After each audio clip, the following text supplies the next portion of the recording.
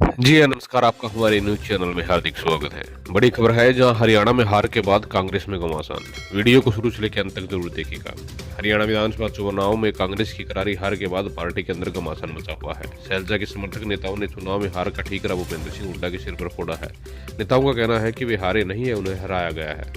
आरोप लगाने वाले नेताओं में करनाल के असंत शमशेर सिंह गोगी, कुरुक्षेत्र जिला अध्यक्ष मधुसूदन बवेजा और अंबाला कैंट से कांग्रेस प्रत्याशी रहे प्रविंदर परी ने हुड्डा पर गंभीर आरोप लगाए हैं। गोगी ने यहां तक कहा कि शैलजा के अपमान के कारण दलितों ने हमें वोट भी नहीं दिए। शैलजा ने कहा कि हमारे कार्यकर्ताओं ने पिछले 10 सालों में कांग्रेस पार्टी के लिए बहुत अच्छा कुछ किया है, लेकिन अब हमें इन सब बातों से पीछे हटते हुए एक नए सिरे से आगे सोचना होगा, क्योंकि जैसे अभी चल रहा है वो ऐसे ही तो नहीं चलेगा। करनाल की असंत सीट पर 2306 वोटों से हारे शमशेर सिंह गोगी ने कहा कि एक बिरादरी की सरकार नहीं बनती, सबको साथ लेकर चलना पड़ता है। अब हरियाणा कांग्रेस में बदलाव की जरूरत है। अगर शीर्ष नेतृत्व ने हार के कारणों की समीक्षा के लिए बैठक बुलाई गई तो वह सारी बात रखेंगे। शमशेर सिंह गोगी ने कहा कि हरियाणा में भूपेंद्र हुड्डा कांग्रेस की हार हुई है, कांग्रेस की नहीं। गोगी ने एक निजी चैनल के दिए इंटरव्यू में कहा कि कई अहम बातें कही। उन्होंने कहा कि करनाल में रैली के लिए मैंने सारे इंतजाम किए, लेकिन हुड्डा ने अपने भाषण में मेरा नाम तक नहीं लिया। अब गोगी से पूछा गया कि आपकी हार कैसे हुई, तो उन्होंने कहा कि मीडिया और सभी एजेंसियां हमारे पक्ष स्थिति में दिखा नहीं रही थी, लेकिन पिछले 2 दिनों में भाजपा ने इसे हिंदू और सिखों का मुद्दा बना दिया, जो अंदर ही अंदर फैल गया। शैलजा पर दिए गए बयान और दलितों के अपमान पर उन्होंने कहा कि लोगों ने इसे प्रदेश स्तर पर पहुंचा दिया। हालांकि शैलजा गुट से होने के बावजूद दलितों ने हमें वोट नहीं दिया।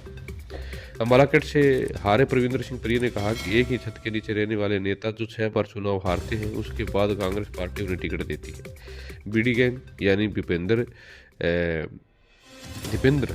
हुड्डा गैंग ने कई सीटों पर बागी प्रत्याशियों को उतार कांग्रेस कैंडिडेट को हराने का काम किया। चुनाव हारना और चुनाव हराना दोनों में फर्क होता है। पार्टी ने ही बागी उम्मीदवार को कैंडिडेट उतार कर हमें अपनी पूरी मंशा के तहत हराया है। हमें लगता है कि कहीं ना कहीं शैलजा जी सही टाइम पर आती तो आज चुनाव के नतीजे कुछ और होते।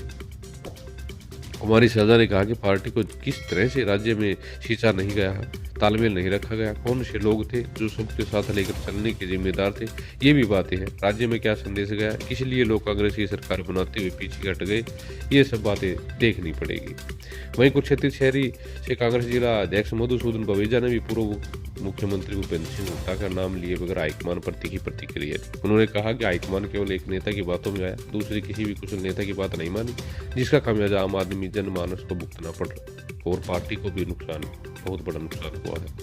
उन्होंने कहा कि केंद्रीय नेतृत्व जाति समीकरण व हरियाणा के दिग्गज नेतागण राज्यसभा सांसद रणदीप सिंह सुरजेवाला, सिरसा की सांसद कुमारी शैलजा की रणनीति को ध्यान में रखते तो ये जो नौबत आई है वो ना आती। उन्होंने आगे कहा कि यदि अब भी हरियाणा की कमान सही हाथों में नहीं सौंपी गई और संगठन न बनाया गया तो आने वाले समय में प्रदेश के चुनाव में भी हार का मुंह कांग्रेस पार्टी को देखना पड़ सकता है। उन्होंने कहा कि जातीय समीकरण को ध्यान में रख के हरियाणा कांग्रेस का गठन तुरंत प्रभाव से किया जाए।